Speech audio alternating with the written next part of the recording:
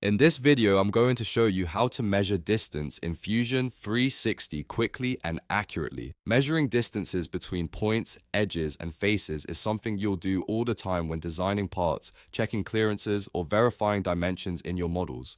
The good news is, Fusion 360 includes a very simple built-in measurement tool that lets you check distances instantly inside your design. Once you know where to find it, the process only takes a few seconds. I'll walk you through the exact steps so you can start measuring anything in your model with confidence. And if you find this tutorial helpful, make sure to hit the like button and subscribe to the channel for more Fusion 360 tips and easy CAD tutorials. Alright, let's get started. First, open your design inside Autodesk Fusion 360. This can be any part, component, or full assembly where you want to check a measurement. Once your design is loaded and visible in the workspace, look at the top toolbar of Fusion 360. Next, go to the Inspect menu in the toolbar. Click on Inspect and from the drop-down menu select Measure.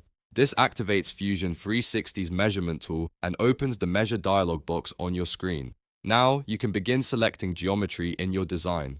Click the first point, edge, or face that you want to measure from. Fusion 360 will highlight the selection so you can clearly see what reference you chose. After selecting the first reference, click the second point, edge, or face that you want to measure to. As soon as you select the second element, Fusion 360 automatically calculates the distance between the two selections. The measurement will appear inside the Measure dialog box and also directly inside the graphics area of your workspace.